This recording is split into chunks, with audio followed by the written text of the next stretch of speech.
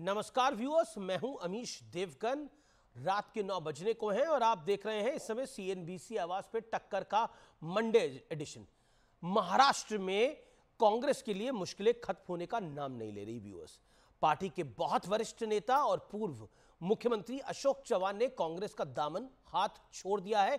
इससे पहले मिलिंद देवरा और बाबा सिद्दीकी ने भी कांग्रेस को छोड़ दिया है। सूत्रों के मुताबिक आने वाले दिनों में कांग्रेस के 10 से 12 विधायक भी कांग्रेस से नाता तोड़ सकते हैं। इस बीच जयंत चौधरी ने भी ऐलान कर दिया है कि अब आरएलडी एनडीए का हिस्सा होगी, यानी मोदी के साथ होगी। तो पंजाब में अकेले चुनाव लड़ने का ऐलान कर चुके अरविंद केजरीवाल अब दिल्ली में भी अकेले चुनाव लड़ने का संकेत दे रहे हैं। ऐसे में बड़ा प्रश्न है कि क्या 2024 में हार के डर से विपक्ष में भगदड़ मच गई है और विपक्ष की पारी लड़खड़ा गई है। आज इसी पर होगी जोरदार टक्कर के सोमवार एडिशन में हार का डर, विपक्ष में भगदड़। आज का टक्कर का एडिशन इसी विषय पर व्यूअर्स।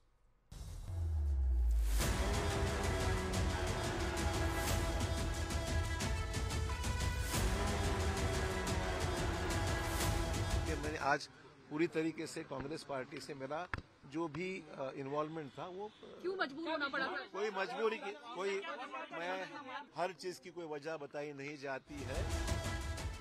अशोक राव जी चौहान ने पार्टी का इस्तीफा दिया है और अपने विधायक पद का भी इस्तीफा दिया है।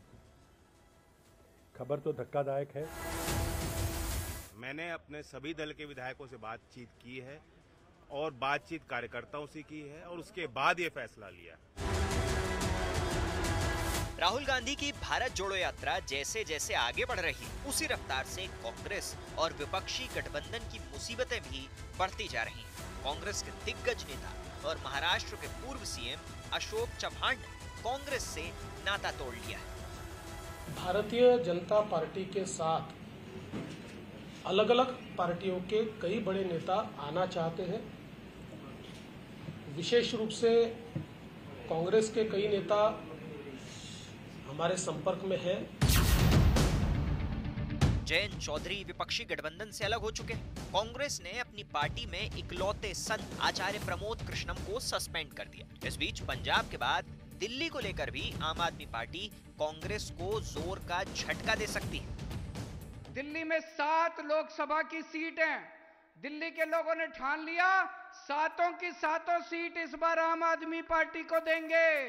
क्या राम का नाम लेना पार्टी विरोधी है? क्या अयोध्या जाना पार्टी विरोधी है? क्या भारतीय संस्कृति, संस्कार और सनातन की बात करना पार्टी विरोधी है? कि राम और राष्ट्र पर समझौता नहीं किया जा सकता।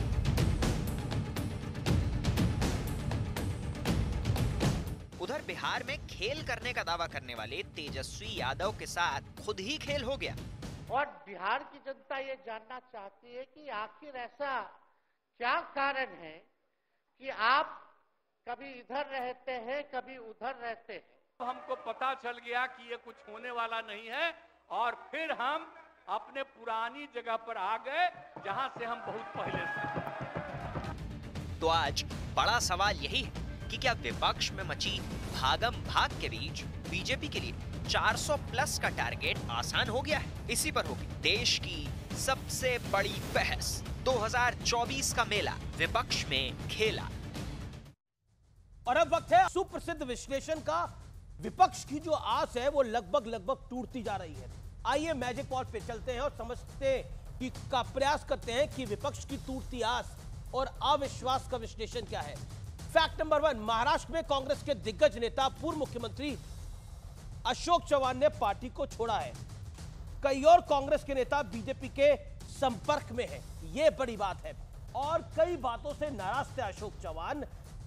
जिस तरह से राज्यसभा के कैंडिडेट कांग्रेस ने बनाए, इमरान प्रतापगढ़ी को कांग्रेस ने राज्यसभा में भेजा महाराष्ट्र से, और उस पर भी नाराज थे।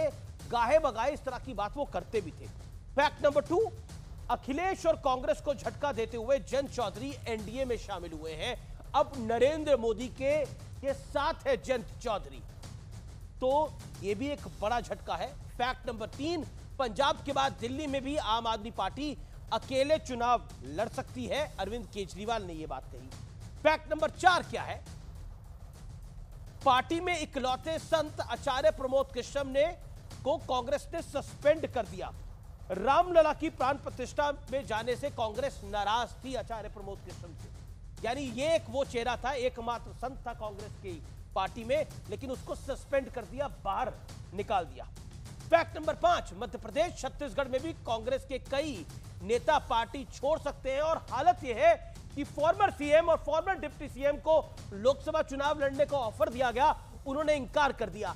सोचिए कांग्रेस की हालात कैसे हैं कि कैंडिडेट चुनाव नहीं लड़ना चाह रहे, पूर्व मुख्यमंत्री और पूर्व उप मुख्यमंत्री चुनाव नहीं लड़ना चाह रहे हैं। बात यह है, और अब बड़ा सवाल यह है, हार का डर सताया इसलिए विपक्ष लड़ खड़ा गया है पूरी तरह से।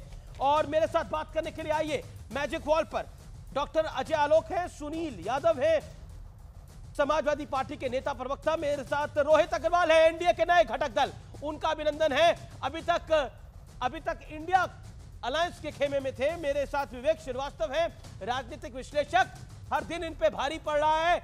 इंडिया गठबंधन का एक एक घटक तो जा ही रहा है, अब कांग्रेस भी महाराष्ट्र में लगभग टूट की कगार पे पहुंच गई है। मेरे साथ रीना गुप्ता है, आम आदमी पार्टी के नेता हैं, उनका भी अभिनंदन है, प्रवक्ता है। तो रीना जी आपका भी अभिनंदन है, आप तमाम मेहमानों का अभिनंदन है। तो शुरुआत आज की करते हैं डॉक्टर अजय आलोक से। डॉक्टर अजय आलोक, क्या कुछ कराएंगे? आपने तो फरवरी के महीने में आते आते खेल ही बदल डाला है पूरा। 200 दिनों से इंडिया अलायंस तैयारी कर रहा था, मोदी को हराएंगे, लेकिन गठबंधन तो तोड़ ही रहे हो, अब तो पार्टी भी तोड़ रहे हो। हम क्यों पार्टी तोड़ेंगे भाई रमेश जी? आपको मैंने बताया था जब ये घमंडिया बन रहा था, आज से 8-9 महीने पहले मैंने ही कहा था कि ये घमंडियों का गठबंधन कभी टिकेगा नहीं, एक एक करके सब अपनी राह लेंगे और इंडिगो बन के उड़ते चले जाएंगे। वही हो रहा है। देखिए बात यह है कि इनका आपसी सामंजस्य कभी था ही नहीं। लेफ्ट की बस छोड़ दें, लेफ्ट को कांग्रेस के पैर पे पड़े रहने की आदत है, आज से नहीं। इमरजेंसी के टाइम में भी कांग्रेस के पैर में रहती थी, अकेली पार्टी थी जिसने इमरजेंसी का समर्थन किया था, और बाद में भी कांग्रेस के पैर में पड़ी रही, लेकिन करते करते उसने कांग्रेस को ही बदल दिया, पूरी की पूरी कांग्रेस लेफ्ट हो गई है। इसलिए लेफ्ट को छोड़ दीजिए, बाकी सब अपनी राह ले रहे हैं। आज बिहार को देख लीजिए, पूरी की पूरी टीम क्लीन बोल्ड हो गई, खेलने के पहले भाग गई बाहर। अगर मतदान में रहते तो जो हमारा 130 आया है, ये 130 की जगह हमारे 145 हो सकते थे। वो डर के मारे कि 15 विधायक कहीं और नहीं वोट दे दें, इसलिए भाग गए पहली बार। महाराष्ट्र के बाद आप यूपी उठाइए, जयंत चौधरी निकल लिए, एनडीए में आने की घोषणा कर दी उन्होंने। आगे बढ़िए महाराष्ट्र, चौहान साहब निकल गए, पूर्व सीएम इनके। ये जानते हैं क्यों हो रहा है? ये जो पूरी की पूरी कांग्रेस पार्टी सिकुड़ के अपने आप को दिखाने के चक्कर में एक धर्म विशेष की पार्टी बनती जा रही है। आप एनालाइज कर लीजिए पैन इंडिया फिनोमिना, जहां मुसलमानों की संख्या 25% से ऊपर है वहां कांग्रेस का कैंडिडेट बहुत मजबूती से रहता है, और जहां मुसलमानों की संख्या 25% से नीचे है वहां कांग्रेस का कैंडिडेट डगमगाना शुरू करता है, या तो हमारे साथ आने की कोशिश करता है या हमारे घटक दलों के साथ, क्षेत्रीय दलों के साथ जाने की कोशिश करता है। ये कांग्रेस का जो सिस्टमैटिक डिग्रेडेशन हुआ है इंदिरा गांधी जाने के बाद सोनिया गांधी के आने के जो अल्पसंख्यक तुष्टीकरण, माइनॉरिटी कांग्रेस और समाजवादी पार्टी को बड़ा झटका लगा है। आरएलडी बीजेपी के साथ शामिल हो गई है, एनडीए के साथ चली गई है। सुनील यादव, मैं आपका रुख करता हूं। आप तो कह रहे थे ये कभी होगा नहीं, ये नामुमकिन है, लेकिन नामुमकिन को मुमकिन कर दिया नरेंद्र मोदी ने। अब जयंत चौधरी कह रहे हैं कि दिल भी जीत लिया। अब बताइए आप क्या करेंगे? सुनील यादव।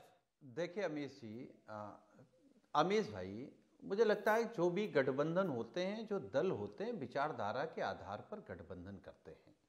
जहाँ तक सवाल जयंत चौधरी जी का है, तो जयंत चौधरी जी हमारे साथ लगातार 2019 का चुनाव लड़े, फिर 22 का चुनाव लड़े, क्योंकि विचारधारा एक थी कि किसान की मदद करनी है, बेरोजगार की मदद करनी है, पिछड़े दलित के जो हक अधिकार, जो आरक्षण भाजपा छीन रही है उसके खिलाफ लड़ना है। उसके लिए उन्होंने लाठी भी खाई है, हाथरस में उन्होंने लाठी भी खाई। और सवाल सिर्फ भारत रत्न देने का नहीं है। हम एक बात लेकिन आपके नेता तो जयंत चौधरी का मजाक उड़ा रहे हैं। अभी गठबंधन को टूटे हुए तो एक हफ्ता भी नहीं हुआ, जयंत चौधरी का मजाक उड़ा रहे हैं। बोले आरएलडी की, आपके कुछ नेता कह रहे हैं आरएलडी की हैसियत ही क्या थी, हमारे बूते उनके 9 विधायक आए। क्या हैसियत होती है?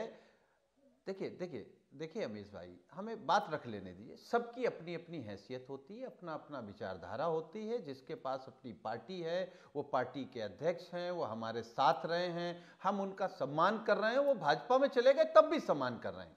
रोहित भाई उनकी पार्टी की तरफ से बैठे हैं, जब ये हमारे साथ थे तब भी हमारे भाई थे, और वो भाजपा में चले गए। ठीक है, वैचारिक लड़ाई है। हमने कहा पूजा दो तरीके की होती है अमीश भाई, एक होती उच्चारण की पूजा, एक होती आचरण की पूजा। भारतीय जनता पार्टी उच्चारण की पूजा करती है। ठीक है रोहित, राम के उच्चारण की तो पूजा कर रही, लेकिन आचरण की नहीं। बात कह लेने दीजिए। जी जी जी, ये भारत रत्न आपने कर्पूरी ठाकुर को दे दिया। कर्पूरी ठाकुर के रास्ते पर नहीं है, वो तो आरक्षण देना चाहते थे पिछड़ों को। आप क्या कर रहे हैं? जवाब रोहित से जवाब लेते हैं। रोहित आरएलडी लेकिन आप किसानों के साथ क्या कर रहे हैं? आरएलडी के नेता किसानों के लिए आप कील लगा रहे हैं, भाले लगा रहे हैं। तो सवाल रोहित अग्रवाल, रोहित एक सेकंड, जवाब जरूरी है, एनडीए से आना जरूरी है। जवाब रोहित अग्रवाल, एक बात कह दूं, एक सेकंड, मैं सुनील जी आपको आगे मौका दूंगा, आगे मौका दूंगा आपको सुनील जी। Rohit Agarwal 40 seconds respond. नहीं, अमीश जी, अभी सुनील जी ने विचारधारा की बात की। सुनील जी की पार्टी कहां से उपजी? चौधरी चरण सिंह जी के स्कूल में पढ़ के सुनील जी की पार्टी उपजी। उसके बाद ये धोखाधड़ी कहां से सीखी ये मुझे नहीं पता, क्योंकि वहां पे तो ये सिखाया नहीं गया था कि धोखाधड़ी करनी है। अब ये चाहते हैं कि कैंडिडेट इनका हो और मुखौटा हमारा हो, मतलब सिंबल हमारा हो, कैंडिडेट इनका हो। मतलब आप 7 सीट देंगे और 7 सीट देने के बाद आप ये चाहते हो हमसे कि हम अपने कार्यकर्ता के साथ, जो हमारा झंडा उठा रहा है, हमारी पार्टी को बढ़ाने का काम कर रहा है, हम उसका हक मारते रहे। 2022 में आपने यही किया, उसके कारण निरंतर आप सरकार नहीं बना पाए, हमारी परफॉर्मेंस खराब हुई, और यही आप 2024 में करना चाहते थे। कि इनकी स्थिति ये थी, इनकी मानसिकता ये थी, ये चाहते थे कि कैंडिडेट तो इनका हो और सिंबल हमारा हो, क्योंकि पश्चिम उत्तर प्रदेश में समाजवादी पार्टी के अध्यक्ष बिना माननीय जयंत चौधरी जी के पैर नहीं रख सकते हैं। इसलिए ये चाहते थे कि हमारा मुखौटा लेके इनके कैंडिडेट को उतार दो। हम अपने कार्यकर्ता के साथ कितने दिन तक अन्याय करेंगे? हम अपने कार्यकर्ता का हक कब तक मारने का काम करेंगे? तो ऐसी स्थिति में ये इनसे अलग हो जाना ही बेहतर था, क्योंकि आप ये समझिए, आप अपने घटक दल के साथ अगर धोखाधड़ी कर रहे हो, अपने सहयोगी के साथ धोखाधड़ी कर रहे हो, तो आप जनता का क्या भला करोगे? ये कैसा शिष्टाचार है कि आप चाहते हो कि आपका घटक दल पूर्वी उत्तर प्रदेश में चुनाव ही ना लड़े? आप बताइए, 2022 के चुनाव में इन्होंने पूर्वी उत्तर प्रदेश के अंदर हमको एक भी सीट देने का काम किया हो तो बताइए। ये चाहते हैं कि हम पश्चिम उत्तर प्रदेश की पार्टी ये कह रहे हैं रोहित निरंतर कांग्रेस के कुछ नेता कह रहे हैं, सपा के कुछ या विपक्ष के कुछ नेता कह रहे हैं, इसको इस तरह से ले लेते हैं कि दबाव में आ गए जयंत चौधरी। दबाव में यह फैसला लिया गया है क्योंकि जयंत चौधरी ने पहले लिखा मेरा दिल जीत लिया है, क्योंकि चौधरी चरण सिंह को भारत रत्न 70 साल में कांग्रेस तो नहीं दे पाई। हाँ, मैं अमीश जी बता देता हूं। चौधरी चरण सिंह जी को भारत रत्न मिला, ये ना सिर्फ चौधरी चरण सिंह जी का सम्मान है, ये करोड़ों किसानों का सम्मान है, ये करोड़ों चौधरी चरण सिंह जी के मानने वाले अनुयायियों का सम्मान है। और जब माननीय जयंत चौधरी जी चौधरी चरण सिंह जी की विचारधारा को सदन में बोलना चाहते थे, तो कांग्रेस के नेता क्या करते हैं? वहां पे हूटिंग करने का काम करते हैं। वो कहते हैं उधर जाओ, उधर जाओ। किसने शुरुआत की? कांग्रेस ने शुरुआत की कि कांग्रेस सदन के अंदर माननीय जयंत चौधरी जी को चौधरी चरण सिंह जी की विचारधारा नहीं रखने देना चाहती है, क्योंकि चौधरी चरण सिंह एक परिवार से नहीं आते थे, वो गांधी परिवार से नहीं आते थे। अगर गांधी परिवार के किसी व्यक्ति को अगर भारत रत्न मिला होता तो शायद इनको कोई आपत्ति ना होती कि वहां पे उनका गुणगान किया जाए। चौधरी चरण सिंह जी की विचारधारा कांग्रेस को दिक्कत हो गई। सुनील यादव, देखिए अमीश भाई, मैंने कहा ना कि रोहित भाई प्रवक्ता हैं, उनको वही लाइन बोलनी जो पार्टी ने ले ली है। कल तक हमारे साथ रह करके भाजपा के खिलाफ बोल रहे थे, जयंत चौधरी जी खुद भाजपा की लाठी खा रहे थे। हम कह रहे हैं आज आप किसानों की शहादत भूल गए, किसानों की आय दोगुनी हो गई। दिल्ली बॉर्डर पर किसानों के लिए भाले कीले गाड़े जा रहे हैं, आपकी शर्म मर गई, आपकी निष्ठा खत्म हो गई किसानों से। अखिलेश यादव जी गए हैं क्या दिल्ली बॉर्डर पे? आप गए हैं? अखिलेश यादव जी गए क्या दिल्ली बॉर्डर? अरे सुन लो, देख हम आपके बीच नहीं बोल रहे थे, और मुझे लगता है आप भाजपा में गए हैं, आप पूरे उत्तर प्रदेश में चुनाव लड़ लें, भाजपा एक सीट न लड़े, हमारी शुभकामनाएं हैं। लेकिन हम देखेंगे इस चुनाव के बाद क्या होगा आपका, क्योंकि आप जिस पश्चिमी उत्तर प्रदेश की बात कर रहे हैं वहां आपका केवल दल बचा है, सुनील यादव जी छोड़ गए आपको। आपकी पार्टी आपकी पार्टी बचेगी या नहीं बचेगी, आप इसकी चिंता करिए, हमारी चिंता मत करिए, क्योंकि आप तो हमारे से ही निकले हुए पार्टी हैं। आप जो हैं, आप चौधरी चरण सिंह जी की कक्षा में पढ़ के ही पास हुए थे और वहीं से निकली हुई पार्टी हैं आप, तो आप हमारी चिंता मत करिए, हमारी विचारधारा यहीं पे कायम रहेगी। हमारी विचारधारा क्लियर है, चौधरी चरण सिंह जी की विचारधारा को मजबूत करना। तो ऐसी स्थिति में आप हमारी चिंता मत करिए, आप अपनी पार्टी की चिंता करिए कि इस चुनाव के बाद आपकी पार्टी बचेगी कि नहीं बचेगी। क्योंकि जिस तरीके से आपके नेता गाली गलौज करते हैं दूसरों के धर्म पे, जिस तरीके से मैंने स्वयं आवाज उठाई थी और तब मुझे बताया गया था कि अखिलेश यादव जी ने मना कर दिया है स्वामी प्रसाद मौर्य को कि दूसरे के धर्म पे बात मत करो, परंतु 2 दिन पहले फिर गाली गलौज की उन्होंने। तो आपके यहाँ तो एक कल्चर हो गया है कि दूसरे के धर्म पे गाली दो, दूसरे की जाति पे गाली दो। ठीक है, सुनील यादव का जवाब जरूरी हो जाता है, सुनील यादव का जवाब जरूरी हो जाता है। सुनील यादव, आपको लग रहा है कि जयंत चौधरी की पार्टी की हैसियत नहीं है, सिर्फ दल बचा है, अब इनके पास लोग नहीं है, तो आप क्या गठबंधन कर रहे थे इनके साथ? पिछले 10 साल से आप क्यों इनके साथ थे अगर इनकी हैसियत ही नहीं है तो? अमीश जी, मैं इस शब्द से आपत्ति कर रहा हूं कि किसी की कोई हैसियत है या नहीं है। सबकी हैसियत होती है, सब पार्टी के फॉलोअर होते हैं, सबके कार्यकर्ता होते हैं। अभी आपने खुद ही बोला, मानने वाले लोग होते हैं। ये आपने अभी खुद ही बोला कि खाली दल बचा है, लोग नहीं है इनके पास, और ये आप नहीं, आपके कई नेता बोल रहे हैं, वो मैं उस पे मजाक उड़ा रहे हैं वो आरएलडी का, जयंत चौधरी। आपकी प्रॉब्लम ये है अमीश भाई, आपकी प्रॉब्लम ये है कि दूसरे की बात आप अपने हिसाब से कहलवाना चाहते हैं। बोलिए। हम ये कह रहे हैं कि जो लोग राष्ट्रीय लोक दल को मानते थे और जो किसान खास तौर से जो बीजेपी से परेशान होकर के राष्ट्रीय लोक दल के साथ थे, वो आज राष्ट्रीय लोक दल के साथ नहीं गए हैं। वो दिल्ली बॉर्डर पर जाएंगे जहां भारतीय जनता पार्टी कील गाड़ रही, जहां भाले लगा रही है। वो किसान लड़ेगा, जाट लड़ेगा। देखिए, किसान की बात करिए, भाले की बात करिए, बहुत सम्मानित कौम है। देखिए सुनील भाई, सरकार सिर्फ उत्तर प्रदेश के अंदर नहीं हो रहा है, किसान लड़ेगा। सुनील जी, खाली उत्तर प्रदेश के अंदर नहीं हो रहा, बिहार में हुआ था, अब महाराष्ट्र में हो रहा है। महाराष्ट्र में कांग्रेस के फॉर्मर सीएम पार्टी छोड़ के चले गए हैं, वो बीजेपी में गए, अभी उन्होंने ऐलान नहीं किया मैं बीजेपी में जाऊंगा, लेकिन ये हो रहा है। लेकिन मैंने तो सबसे पहले डॉक्टर अजय आलोक से सवाल पूछा कि वो क्या कर रहे हैं। अच्छा, आम आदमी पार्टी और कांग्रेस का गठबंधन पंजाब में नहीं हो रहा है ऐलानिया तौर पर, और दिल्ली में भी होने के अब कोई आसार नहीं दिख रहे हैं, क्योंकि अरविंद केजरीवाल जी ने बोला है कि हम सारी सीटों पर चुनाव लड़ने की तैयारी कर रहे हैं, और कांग्रेस चाहती है कि 2 सीटों पर आम आदमी पार्टी लड़े और 5 पे वो लड़े। तो स्थिति यह है दिल्ली के अंदर। रीना गुप्ता है मेरे साथ। सुनील भाई, एक सेकंड, आम आदमी पार्टी मैं एक लाइन में आपके सारे सवालों का जवाब बोलिए, एक लाइन बोलिए। भारतीय जनता पार्टी दल तोड़ रही है, भारतीय जनता पार्टी दल तोड़ रही है, नेता तोड़ रही है, सब कुछ करेगी। और आपने अभी ये कहा था कि झटका दे रहे हैं, लेकिन ये लोकतंत्र है, लोकतंत्र में असली झटका जनता देगी। ठीक है, दल तोड़ रहे हैं, नेता तोड़ रहे हैं, मुझे डॉक्टर अजय आलोक की प्रतिक्रिया लेनी पड़ेगी जनता इस विषय के ऊपर। देन रीना गुप्ता। डॉक्टर अजय आलोक, जनता झटका देगी, ऐसा है कि हमें हाँ, तो जनता तो झटका दे ही रही है, जोर जोर का झटका धीरे धीरे से दे रही है, समझ में ही नहीं इनको आ रहा है। 14 में झटका दिया, 17 में झटका दिया, 19 में झटका दिया, 22 में झटका दिया। झटके खा के झटके खाने के लिए इम्यून हो गई है। अब तैयार रहिए कहीं चचा झटका दे के नहीं जाए। जयंत चौधरी तो गए, इसी को कहते हैं अहंकार, कि अपना आत्मविश्लेषण करने की जगह भाजपा तोड़ रही है, भाजपा दल तोड़ रही है। अरे कौन सा दल तोड़ दिया हमने आपका? चाचा भतीजा तो अपने आप तोड़ के गए थे। मुलायम सिंह यादव जी अब स्वर्गीय हो गए, बोलना नहीं चाहिए, उनको भी तो पार्टी से आप ही ने निकाला था, हमने निकलवाया था क्या? हमारे कहने पे निकाल दिया था। तो तमाम तरह की कुरीतियां आप में है, दोष भारतीय जनता पार्टी को।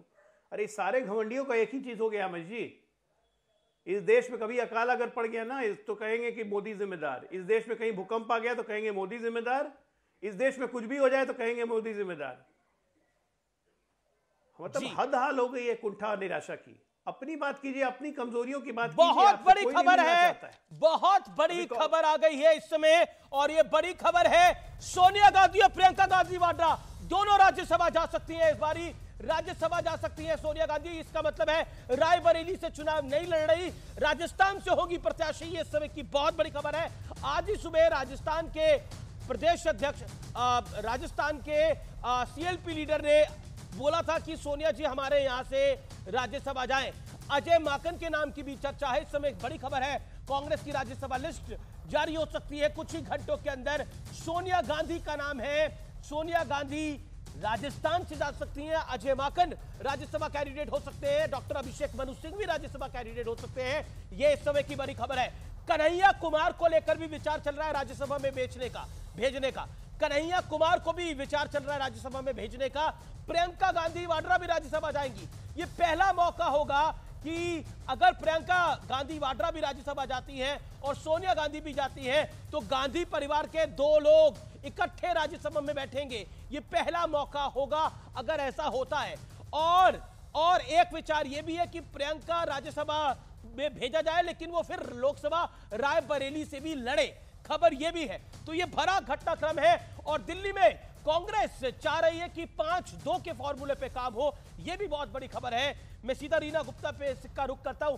रीना गुप्ता, पंजाब में गठबंधन टूट गया है या फिर वहां गठबंधन नहीं हुआ है?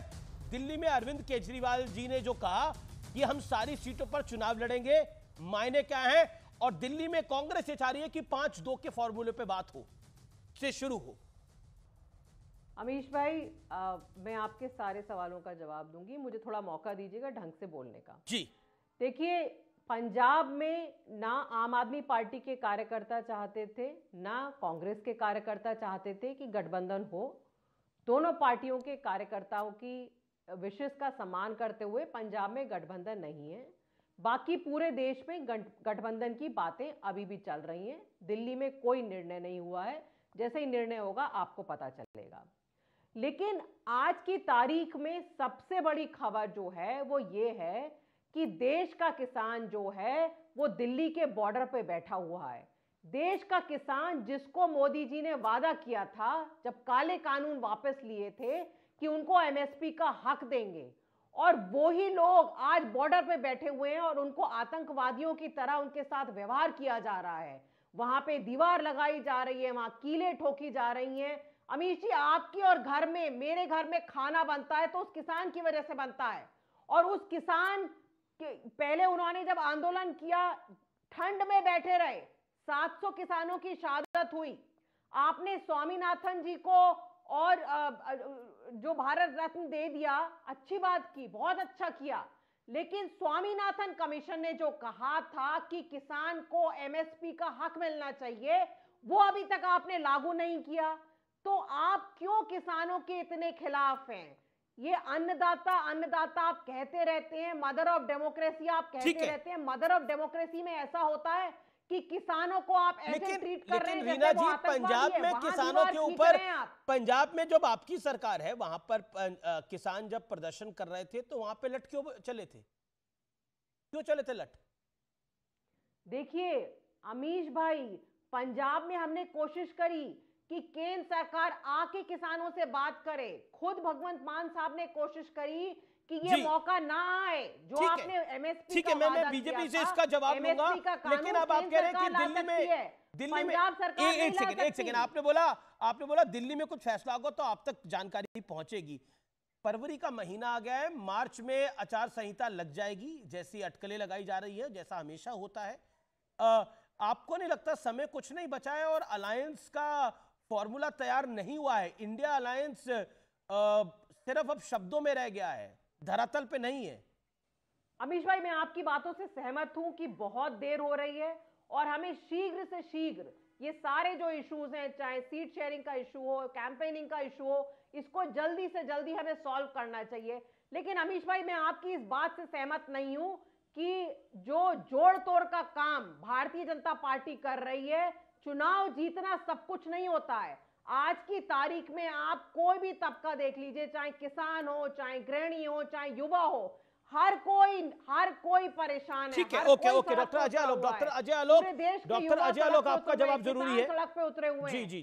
चुनाव जीतने से कुछ नहीं होता है, आप अपने वादों पे डिलीवर करिए। डॉक्टर अजय आलोक रिस्पॉन्ड, वो आपने कुछ नहीं किया है। फारूक अब्दुल्ला को ईडी का समन है, जम्मू कश्मीर के पूर्व मुख्यमंत्री हैं, ये भी एक बड़ी खबर है इस समय की। डॉक्टर अजय आलोक, मैं रीना जी को बस याद दिलाना चाहता हूं, इनके जो नए नवेले दोस्त हैं कांग्रेस पार्टी, जिसके खिलाफ इनका जन्म हुआ था, इंडिया अगेंस्ट करप्शन, जिसके गोद में बैठ के आजकल कीर्तन का भजन करती हैं कांग्रेस के साथ, तो उसी कांग्रेस के एमपी हैं, लुधियाना के एमपी हैं रितु सिंह सोढ़ी। उनका कल टाइम्स ऑफ इंडिया में स्टेटमेंट आया था कि केंद्र सरकार और गृह मंत्री को देखना चाहिए, क्योंकि किसानों के बीच में खालिस्तानी उग्रवादी अपना सर उठा रहे हैं। तो जरा कांग्रेस की पार्टी के एमपी से पहले पूछ लीजिए, जो आप हमें कह रही है कि हम किसानों को खालिस्तानी और क्या क्या कह रहे हैं, ये कांग्रेस पार्टी के एमपी कह रहे हैं। दूसरी बात, जवाब देने का मौका दीजिएगा। सबसे बड़ा, अरे जवाब देने का क्या, पहले तो सुन तो लीजिए। कांग्रेस पार्टी के एमपी का स्टेटमेंट है, लुधियाना के एमपी का, ठीक है ना। पहले उनसे जाकर निपटिए कि खालिस्तानी कौन है किसानों में।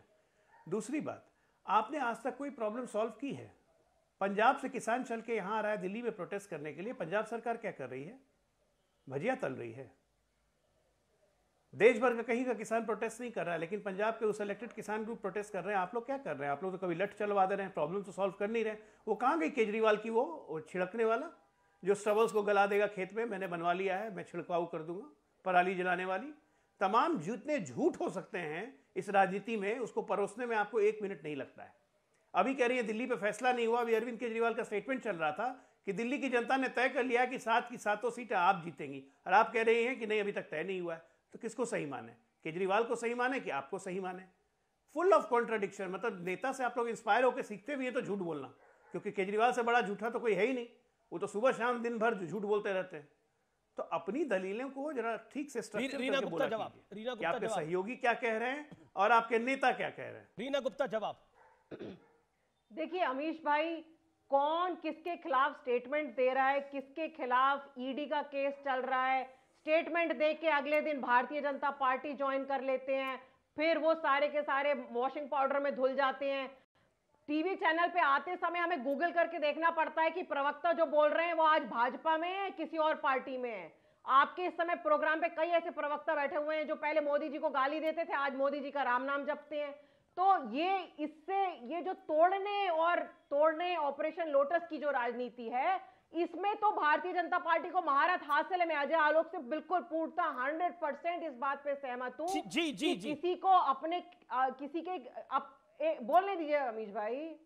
अब देखिए, जिसको आप ईडी का धमकी देंगे, जिसके आप आईटी भेजेंगे, तो वो आज क्या स्टेटमेंट देगा?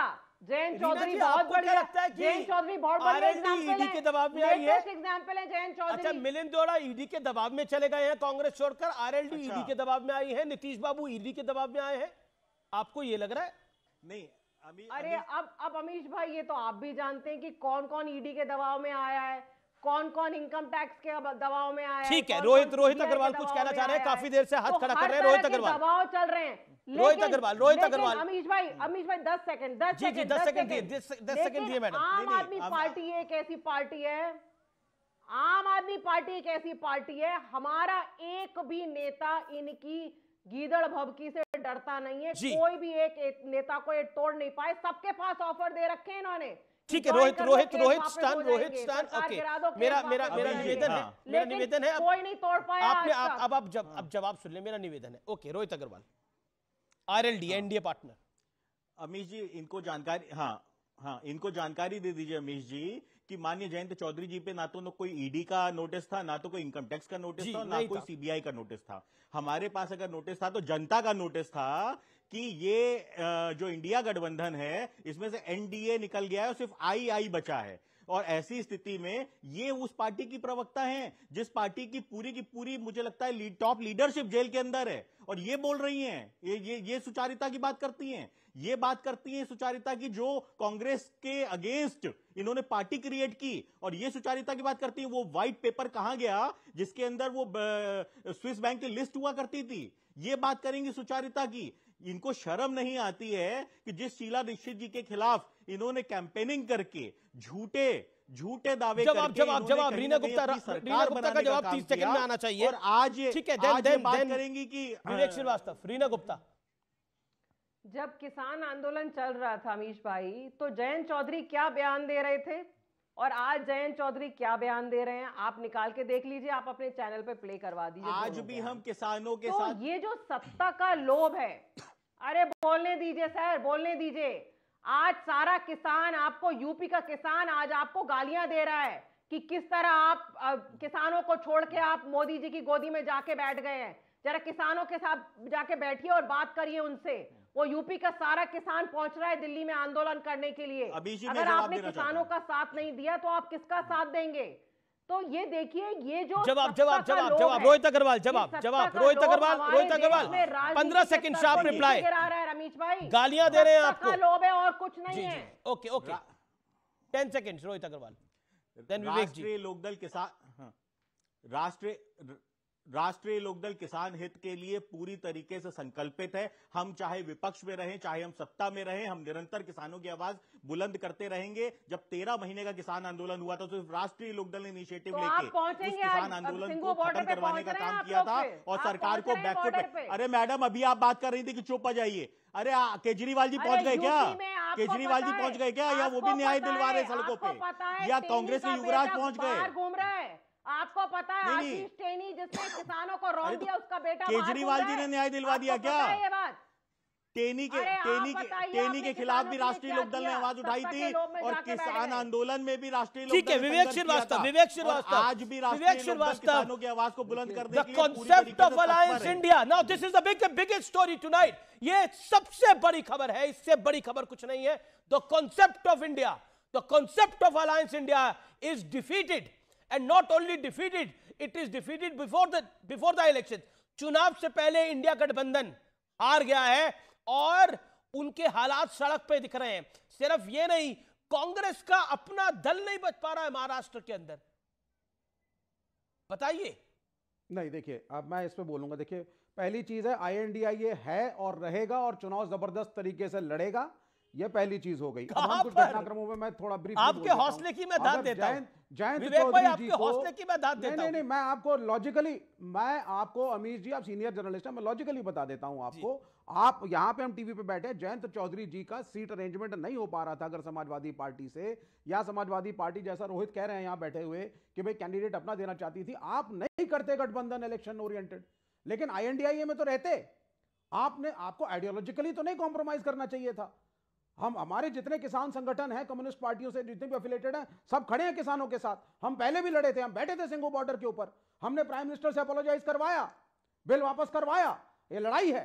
तो आइडियोलॉजिकली आप किस तरफ हैं? आइडियोलॉजिकली आप जाकर के बीजेपी के साथ मिल जाएंगे। आपको इंडिया नहीं जाना चाहिए था, आप लड़ते खुद चुनाव, कोई फर्क नहीं पड़ता है। आप बोलते यूपी में आप गठबंधन नहीं कर रहे हैं, लेकिन INDIA एक बड़ी पिक्चर है। वो पंजाब में, जैसा कि अभी आम आदमी पार्टी के प्रवक्ता ने बताया, दोनों तरफ के कार्यकर्ता नहीं मान रहे थे, लेकिन आम आदमी पार्टी और कांग्रेस दोनों INDIA में हैं। एक नेशनल लेवल पे बहुत से अन्य राज्यों में अलायंस नहीं होगा तो क्या कर लेगी पंजाब के अंदर आम आदमी पार्टी और कांग्रेस का अलायंस नहीं होगा, दिल्ली में आम आदमी पार्टी और कांग्रेस का अलायंस नहीं होगा, बंगाल में ममता दीदी और कांग्रेस का अलायंस नहीं होगा, तो क्या हो जाएगा फिर उसके बाद? और महाराष्ट्र के अंदर तो अलायंस था आपका ऑलरेडी। वहां पर कांग्रेस के जो बड़े नेता थे नांदेड़ में, जो कि वहां पर 2 लोकसभा पे अपनी पकड़ रखते हैं, कम से कम 12 से 14 विधानसभा में पकड़ रखते हैं, वो पार्टी छोड़ के निकलनी है, बाबा सिद्दीकी पार्टी छोड़ के निकलनी है। तो कांग्रेस तो अपना घर नहीं बचा पा रही है। कांग्रेस की स्थिति तो ये है, आचार्य प्रमोद कृष्ण पार्टी छोड़ के चले गए हैं, उनको पार्टी ने हटा दिया है। बचा क्या है बचाने को? ढका क्या है ढकाने को? प्रॉब्लम यह है। बड़ी खबर महाराष्ट्र से है, सीधा मैजिक वॉल का मैं रुख कर सकता हूं। महाराष्ट्र इस समय की बहुत बड़ी खबर है। अराउंड 10 to 12 MLA, 10 से 12 MLA कांग्रेस के छोड़ सकते हैं कांग्रेस को एक और झटका लग सकता है। कई नेता पार्टी छोड़ सकते हैं, दूसरे दल में जा सकते हैं। ये इस समय की बहुत बड़ी डेवलपमेंट है और ये सब तमाम लोग अशोक चव्हाण के साथ जाएंगे, ये सूत्रों के हवाले से खबर है। दूसरी तरफ देवेंद्र फडणवीस ने एक बड़ा दावा कर दिया है। देवेंद्र फडणवीस ने कहा है कि महाराष्ट्र विकास आघाड़ी यानी जो MVA गठबंधन है, उसके कई नेता हमारे संपर्क में हैं। अशोक चव्हाण राज्यसभा में जा सकते हैं, बीजेपी राज्यसभा भेज सकती है अशोक चव्हाण को। कांग्रेस छोड़ चुके हैं अशोक चव्हाण। अब यानी ये लगभग स्पष्ट हो रहा है कि अगले 48 घंटे बाद क्या होगा। अगले 48 घंटे बाद अशोक चव्हाण बीजेपी में होंगे, वो राज्यसभा जाएंगे, 12 विधायक उनके साथ आएंगे। Point number 1। Point number 2, Maharashtra Vikas Aghadi के और नेता देवेंद्र फडणवीस के अनुसार इस समय उनके संपर्क में हैं और उसमें से कुछ नेता NCP अजीत गुट में, कुछ नेता शिवसेना शिंदे गुट में जाएंगे। यानी कुल मिलाकर एनडीए ने ठान लिया है कि इस बार कांग्रेस को महाराष्ट्र में बड़ा नुकसान देना है। ये एनडीए एनडीए का कलेक्टिव एफर्ट दिखाई दे रहा है आपके अंदर यहां पर। और आप देखिए किस तरह से उत्तर प्रदेश में एनडीए ने आरएलडी को अपने साथ ले लिया है, बीजेपी ने आरएलडी को साथ ले लिया है। तो ये तमाम खबरें आ रही है। विवेक जी, लड़ाई कैसे होगी, कैसे लड़ी जाएगी ये लड़ाई? 30 सेकंड में जरा समझाइए। ये बिल्कुल 30 सेकंड में बता देता हूं। ऑनरेबल प्राइम मिनिस्टर नर्वस हैं, बीजेपी नर्वस है, खुद पे कॉन्फिडेंस है नहीं, वोट बेस खिसक चुका है, राम का सहारा भी काम नहीं आया। आप मुझे बताइए, अगर इतना कॉन्फिडेंस था कि प्राइम मिनिस्टर सही रास्ते पे चल रहे हैं, जरूरत नहीं थी 12 आदमी तोड़ने की कांग्रेस के, क्यों तोड़ रहे हैं? ये क्या जरूरत पड़ी नीतीश कुमार की? क्या देंगे जयंत चौधरी को? That means the BJP is losing. NDA weak footing पे है सर। और समझ लीजिए, 12 सीटों के 12 जीते हुए आदमी अगर आप लेंगे तो क्या 12 आदमी कांग्रेस खड़े नहीं करेगी वहां पर? और वो जो बीजेपी के कार्यकर्ता हैं वो क्या करेंगे? क्या ये इतनी सिंपल डायनामिक्स है कि 12 आदमी आप कांग्रेस के ले गए तो सब कुछ सही हो गया और हम जीत गए? ये वीक फुटिंग पे आ चुके हैं। आईएनडीआई बिल्कुल साफ है। और इनको और बता दूं अजय आलोक को, अरे आईएनडी में जो घटक जरा, एक सेकंड आप चलिए जिनको बीजेपी ने ले लिया उस पे आप रोना रो रहे हैं, क्यों बीजेपी ने क्यों ले लिया? डॉक्टर अजय आलोक ने ये कर लिया, बीजेपी बड़ी खराब पार्टी है आपके अनुसार, यही कह रहे हैं ना आप? पॉइंट नंबर 1 बताइए, ममता बनर्जी के साथ कांग्रेस का अलायंस क्यों नहीं हो रहा? ममता बनर्जी क्यों कह रही है 40 सीटें नहीं जीतेगी कांग्रेस?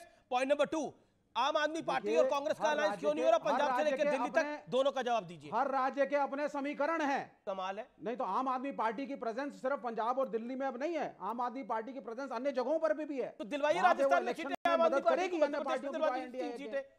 ऐसे थोड़ी ना। राजस्थान, मध्य प्रदेश, गुजरात में आम आदमी पार्टी को सीटें दिलवाइए कांग्रेस से। ऑर्गेनाइजेशन है सर, हर पार्टी के स्टूडेंट फेडरेशन। एक second doctor Ajay Alok respond to this.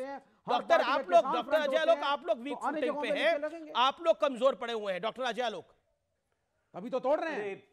Amish, ये जो विवेक श्रीवास्तव जो आज कांग्रेस की बैटिंग कर रहे हैं, पहले पूछिए कि कैसे बैट लेके चढ़ेंगे कांग्रेस को मारने के लिए केरला में अलायंस करेंगे कांग्रेस के साथ कि बैटिंग करेंगे एक दूसरे के साथ, एक दूसरे को लट मारेंगे बैट से? वो आप हम पे छोड़िए। इतनी सहानुभूति है, से हम कांग्रेस से कुछ राज्यों में लड़ते हैं, केंद्र में नहीं बोल रहा था। आप यूपीए को खड़ा किया 2004 में। अजय आलोक जी बोलिए ना, सुन लीजिए, अरे सुन लीजिए। नहीं आप बोल दीजिए ना, 2004 में हम ही ने खड़ा किया था कांग्रेस को। 2004 वाली लेफ्ट नहीं है सर। इतनी बेचैनी क्यों? अरे इतनी बेचैनी क्यों? उस वक्त दिल्ली के बाहर आ गई थी जो जन्म में नहीं आएंगी। डॉक्टर अजय आलोक से बात 30 सेकंड बोल ले, फिर आप बोलिएगा। आप तो बड़ी स्ट्रांग फुटिंग पे हैं ही, ये तो वीक फुटिंग में है। 2004 में तो 2000 स्ट्रांग फुटिंग पे 2004 में तो अमीश भाई 10 सेकंड 2004 में तो दिल्ली के भाग का चीका फूटा था और गलती से 81 सीटें आ गई थी लेफ्ट फ्रंट को, ठीक है ना? वो अब कभी होने वाला नहीं है। वो गलती हिंदुस्तान रियलाइज कर चुका है। सब हो जाता है। गलती से नरेंद्र मोदी आ गए थे। इतनी सहानुभूति है तो वो, अरे वो जो ठग है वो सुकेश, क्या नाम है, जो जेल में है तिहाड़ में, जैकलिन फर्नांडिस का बॉयफ्रेंड, वो भी आम आदमी पार्टी का अध्यक्ष था केरला का। उसी को चुनाव लड़वा दीजिए केरला से। बड़ी प्यार आ रही है आम आदमी पार्टी। आपकी भी याददाश्त थोड़ी और याद करा देता हूं। कहने जा रहा हूं 1970 के दशक के इमरजेंसी में बहुत गंभीर। एक सेकंड डॉक्टर अजय लोग अपनी बात कर रहे हैं और हमारे साथ आचार्य प्रमोद कृष्णम कुछ देर में जुड़ने वाले हैं अगले 20 सेकंड के अंदर। डॉक्टर अजय लोग make your point. Doctor Ajay लोग make your point. 1 second Reena ji, I come back to you.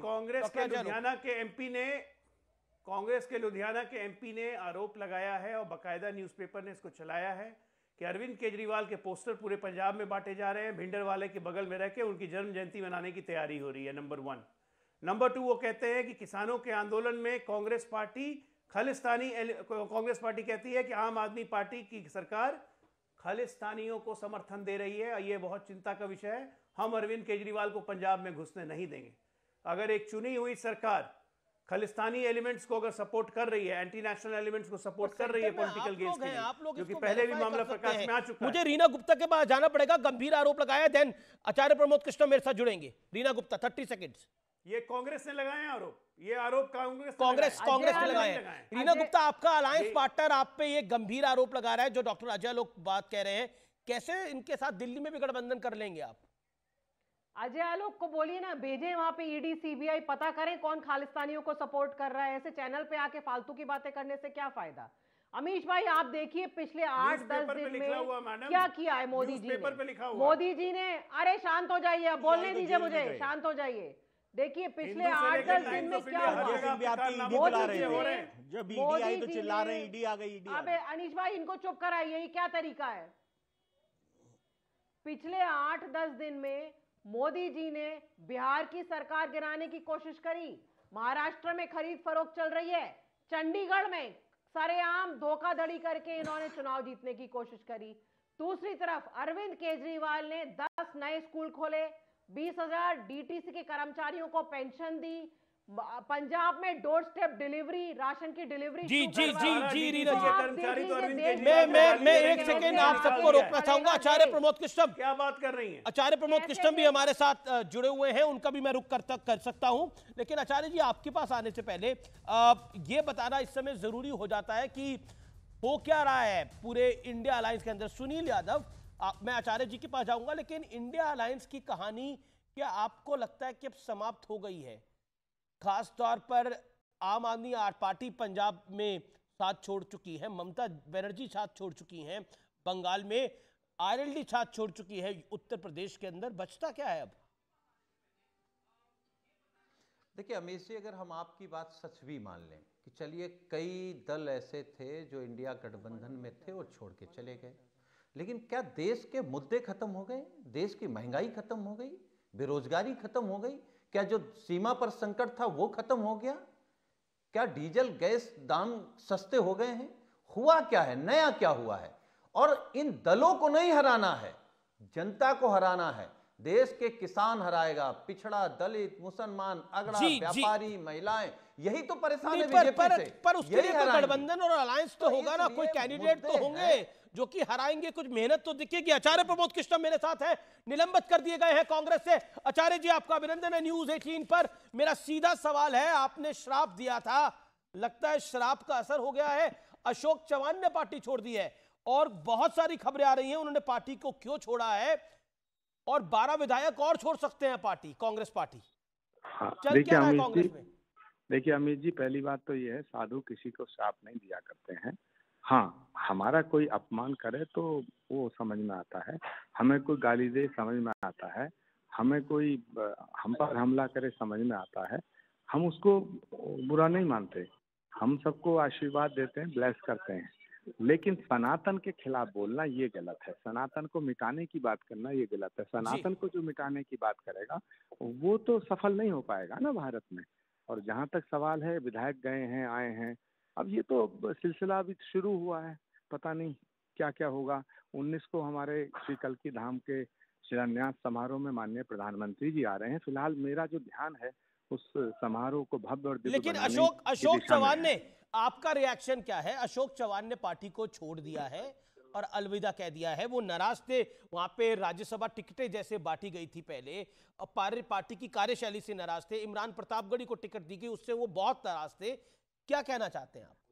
देखिए, अब मैं इन सब चीज़ों से बहुत अलग आ चुका हूँ और बहुत दूर जा चुका हूँ, और मुझे लगता है कि ये देश में ना, ये भारत की संस्कृति, भारत का सनातन कर्म के अनुसार फल का निर्धारण करता है, और कर्म के अनुसार फल का निर्धारण होता है। कर्मण्डे वादिकारस्ते मा फलेषु कदाचन। तो मैं समझता हूँ जो जैसे कर्म करेगा उसको ऐसा फल भगवान देगा। अब मैं बस कुछ नहीं कहना चाहता, जो भी मैं बात करूंगा 19 के बाद बात करूंगा, फिर मैं बाकायदा प्रेस कॉन्फ्रेंस करूंगा, फिर मैं आपसे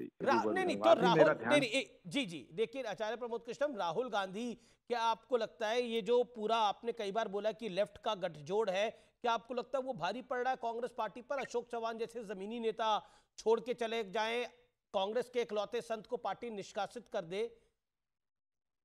नहीं, सवाल अशोक चौहान का नहीं है, सवाल ज्योतिरादित्य सिंधिया क्यों गए, आरपीएन सिंह क्यों गए, मिलिंद देवड़ा क्यों गए, अशोक तंवर क्यों गए, सुष्मिता देव क्यों गई?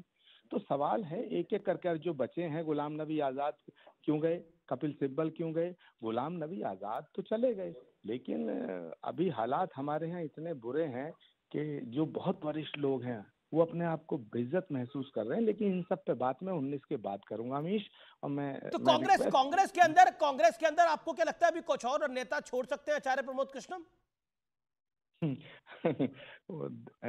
इब्तिदाए इश्क है, रोता है क्या, आगे आगे देखिए होता है क्या।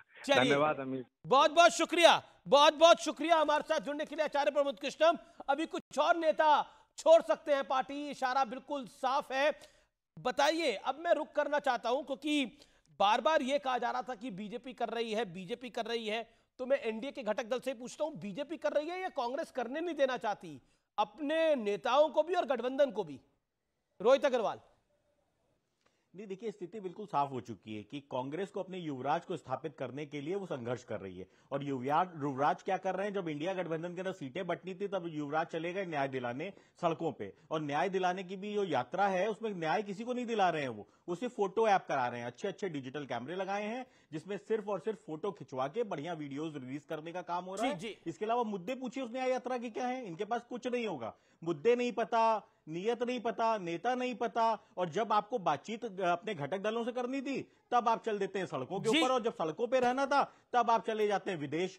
तो ऐसी स्थिति में घटक दल ठीक है। तो व्यूअर्स, टक्कर के मंडे एडिशन में रुकूंगा एक छोटे से ब्रेक के लिए, लेकिन ब्रेक के उस पार बड़ी खबर आपका कर रही है इंतजार।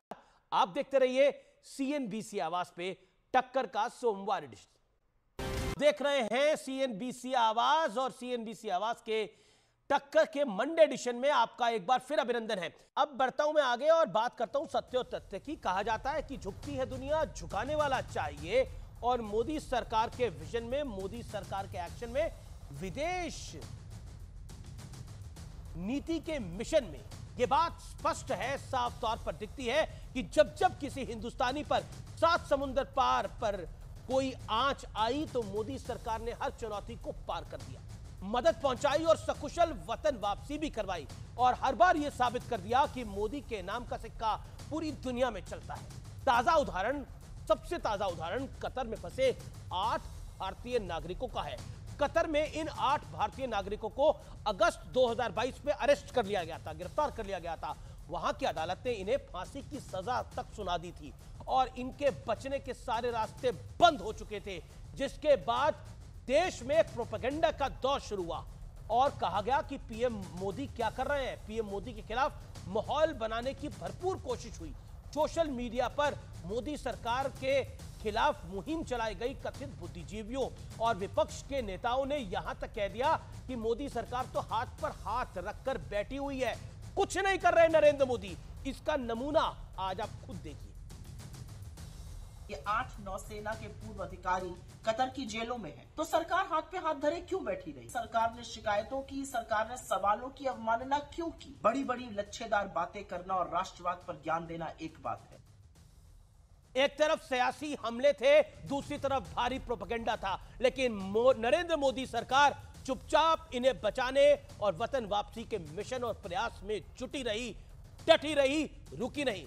और इस पूरे घटनाक्रम में 1 दिसंबर 2023 की तारीख काफी अहम है, क्योंकि इसी दिन देश के प्रधानमंत्री नरेंद्र दामोदर दास मोदी कतर के आमिर से मिले थे।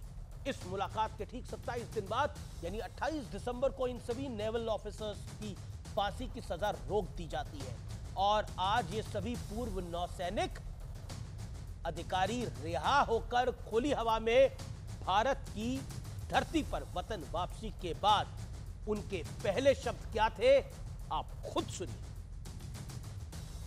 Definitely honourable prime minister Shri Modi को धन्यवाद करना चाहेंगे कि उनके पर्सनल इंटरवेंशन से ये पॉसिबल हुआ। लेकिन ना तो मोदी सरकार के खिलाफ प्रोपेगेंडा का ये दौर नया है, और ना ही विदेशों में मोदी सरकार की ये कामयाबी नहीं है, क्योंकि विदेश नीति के मोर्चे पर मोदी सरकार ने कई बार झंडे गाड़े हैं। मात्र 60 घंटे के भीतर, याद है आपको, विंग कमांडर अभिनंदन की घर वापसी पूरी दुनिया देखकर हैरान रह गई थी। भारतीय कूटनीति का कमाल देखिए कि रूस, यूक्रेन, इजराइल से लेकर अफगानिस्तान और सूडान तक जहां भी भारतीय संकट में आया है वहां नरेंद्र मोदी का विमान पहुंच गया है और तंत्र पूरी तरह से एक्टिव हुआ है। याद कीजिए कोरोना का वो दौर जब कोई किसी की मदद के लिए आगे नहीं आ रहा था, तब ये नरेंद्र मोदी का शासन था, भारत का शासन था, जिसने दुनिया भर में भारतीयों को सुरक्षित लाने का एक बड़ा मिशन संपूर्ण किया था। ऐसे कई मिशन के दौरान भारत ने अपने नागरिकों के साथ साथ पाकिस्तान, नेपाल, श्रीलंका के नागरिकों को भी भरपूर मदद की है। शायद यही वजह है जब प्रधानमंत्री मोदी गारंटी देते हैं या बीजेपी मोदी है तो मुमकिन का नारा लगाती है, और व्यूअर्स, जनता आप इसका यकीन भी करते हैं क्योंकि ट्रैक रिकॉर्ड ऐसा ही है। लेकिन प्रोपेगेंडा की मशीन देखिए, ये कुछ प्रोपेगेंडाधारी बार बार कहते रहे मोदी कुछ नहीं कर रहे इनके लिए, लेकिन मोदी अंदर ही अंदर बहुत कुछ कर रहे थे, लेकिन आज इनसे एक ट्वीट नहीं हो सका। समझते हैं हम, मजबूरी बहुत होती है, लेकिन फिलहाल देश के लिए ये अच्छी खबर है, आपके लिए अच्छी खबर है, इसे जबरदस्त तरीके से शेयर करिए। तो फिलहाल टक्कर के आज के एडिशन में यानी मंडे एडिशन में इतना ही। उम्मीद है आपको आज का कार्यक्रम जरूर पसंद आया होगा। आप अपना बहुत बहुत ख्याल रखिए। आप सबको मेरी नमस्कार और राम राम, शुभ रात्रि, गुड नाइट।